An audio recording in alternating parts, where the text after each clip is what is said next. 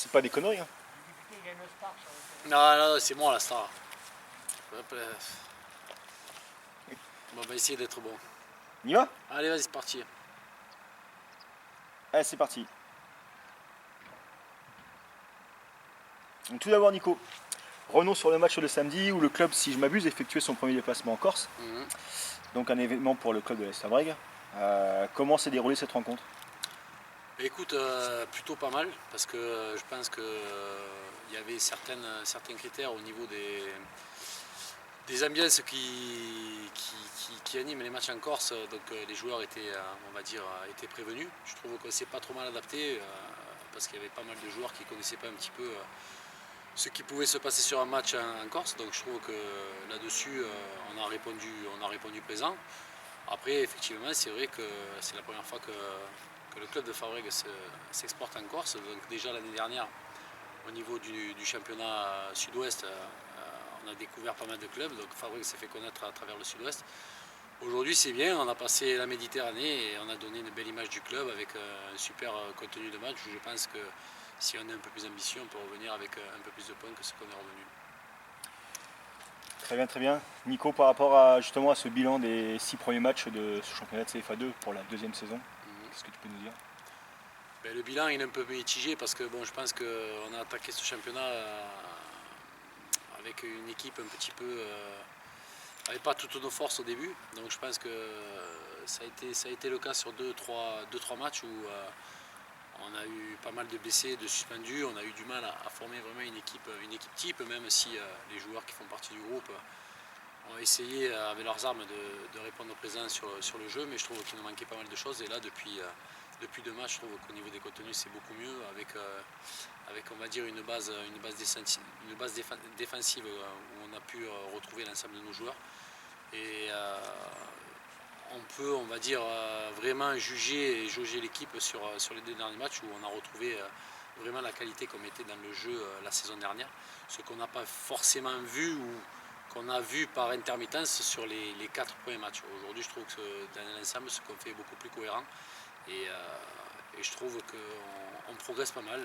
Mais ça demandera encore beaucoup de travail pour essayer de faire une saison aussi belle, voire mieux que la saison dernière.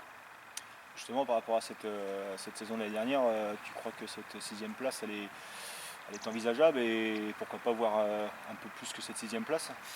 Mais si tu me parles en termes de ce qu'on propose aujourd'hui, je te dis que pourquoi pas, parce qu'aujourd'hui on n'a pas vu réellement d'équipes qui étaient vraiment supérieures à nous. Je pense que les équipes qui nous ont battus ont surtout profité du manque de nos forces sur les moments. Mais en termes de jeu, on n'a pas vu des équipes qui nous étaient largement au-dessus, avec des matchs où par exemple à Aubagne on mène 3-1 et je pense que si on est un peu plus solide et lucide dans les têtes, je pense que le résultat aurait pu être positif. Mais je ne sais pas pourquoi, une fragilité au niveau de la détermination et de ce qu'on a proposé.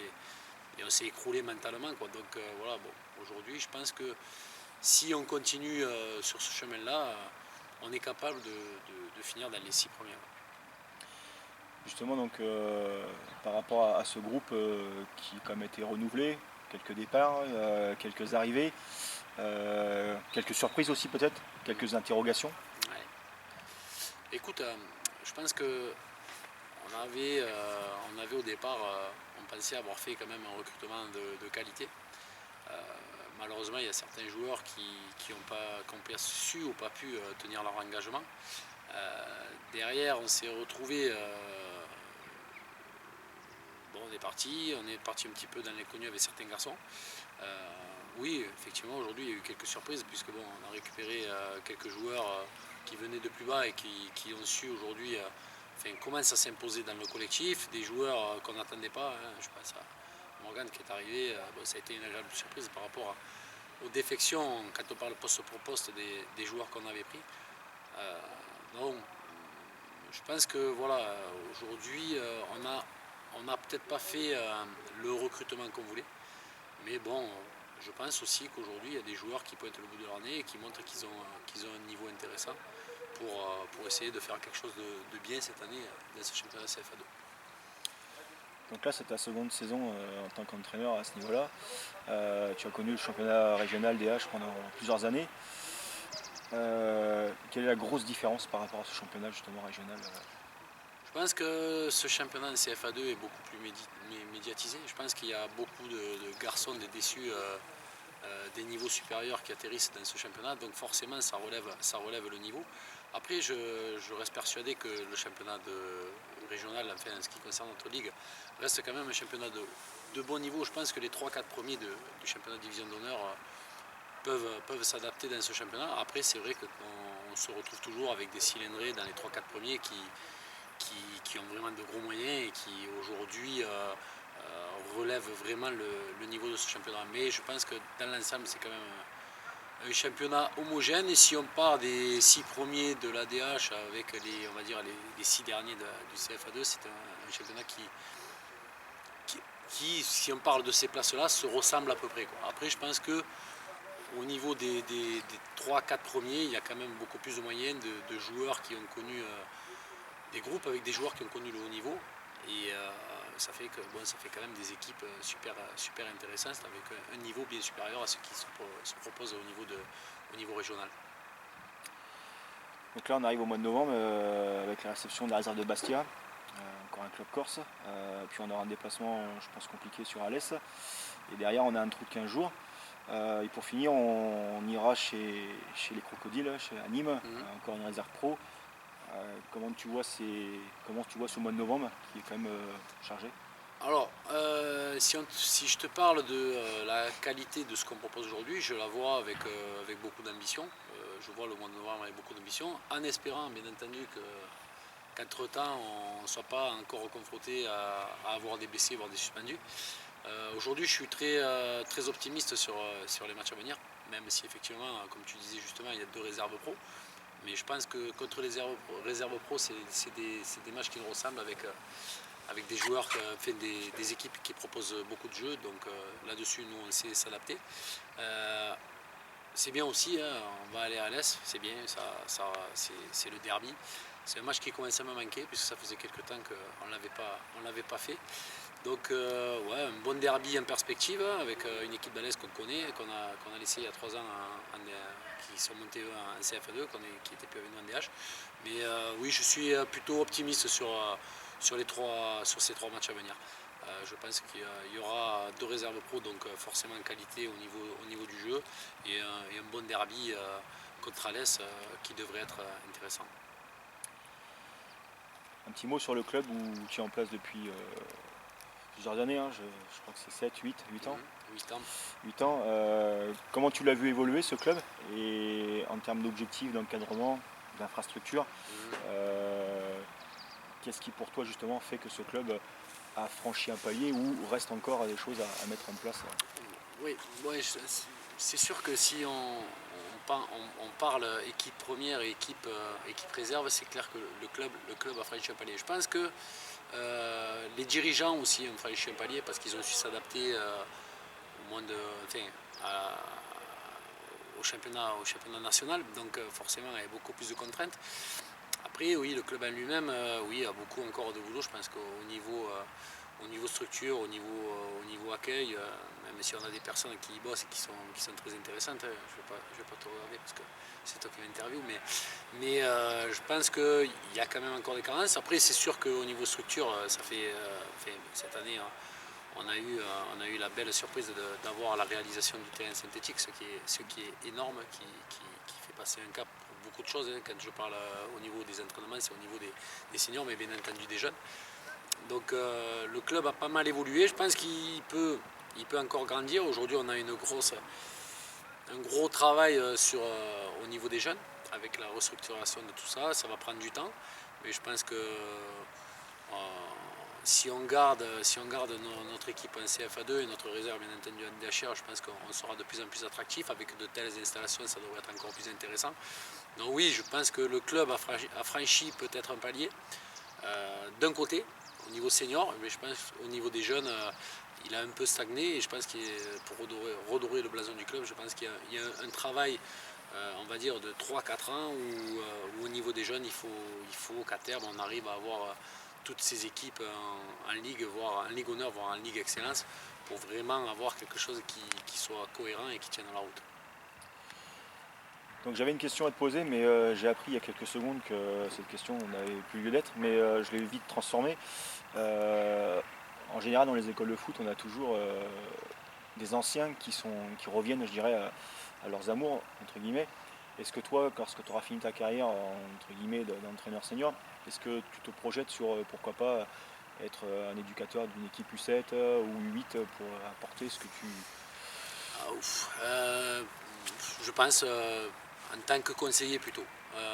Je pense qu'en tant qu'entraîneur, pourquoi pas faire quelques apparitions. On va dire que c'est un monde intéressant, les jeunes, il faut y passer parce que c'est vachement, on va dire, porteur et puis la naïveté de tous ces gamins et puis leur apprendre le béaba du football, c'est toujours intéressant.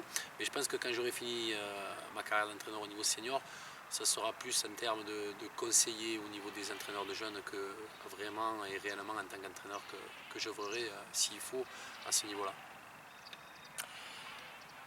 J'ai une petite question sur le foot français, donc ça va être un peu plus précis. Là, je vois deux joueurs qui reviennent au premier plan. Un joueur comme Ben Arfa qui avait été aux oubliettes et qui avait été, je pense, en termes de comportement, pas forcément l'idole de ce qu'on peut demander. Et d'un autre côté, un Lassana Dira qui a connu les plus grands clubs européens et qui revient pareil on va dire, au premier plan. Comment est-ce que tu peux expliquer quelque chose comme ça? Je pense que si on parle de ces deux joueurs, parce que bon, si la question était plutôt la vision globale, moi aujourd'hui, la vision que j'ai sur le football français par rapport à certains championnats, vu comme a fréquenté Ben Arfa et Lassana Diawara, c'était plus le championnat espagnol, il me semble. Je pense qu'en termes de qualité, c'est des championnats qui sont quand même au-dessus du championnat français, dans ce que je vois et ce que je regarde, puisque je regarde souvent le championnat anglais et bon, un petit peu le championnat espagnol. Et je pense que c'est des garçons qui peut-être n'ont pas su mettre tous les ingrédients pour être au niveau des championnats qu'ils ont fréquentés. Et peut-être que les championnats français leur vont plutôt bien. Pourquoi? Parce qu'il y a peut-être, on va dire, entre guillemets ou entre parenthèses, un peu moins de qualité. Et qu'à ce moment-là, ils ont beaucoup plus de facilité à être à la lumière. Ou alors peut-être que Bernard Fa a compris certaines choses au niveau de la mentalité et a changé son fusil d'épaule et aujourd'hui se révèle être vraiment un gros joueur du championnat français. Nico, on va terminer par un petit questionnaire. Tu es plutôt où c'est quelque chose de plus ludique, on va dire. Donc on a Paris ou Marseille. Je te dirais Marseille. Alors, tu es plutôt thé ou café? Café. Tu es plutôt survêtement ou costard? Costard. Disco ou jazz? Disco. Bière ou rosé? Rosé. Blonde ou brune? Brune. Été ou hiver? Été. Menteur ou tricheur? Aucun des deux. Pelouse ou synthétique? Pelouse. Game of Thrones ou les experts? Game of Thrones. Et dernier, Aix Fabrègues ou Frontignan? Bonne question. Frontignan parce que c'est ma ville et que j'y suis né. Enfin, je suis né à 7, mais je suis frontignanais, je bosse à Frontignan, donc j'ai beaucoup d'implications au niveau de Frontignan. Et Fabrégois parce que c'est eux qui... Fabrégois, on va dire de cœur, parce que c'est eux qui ont eu,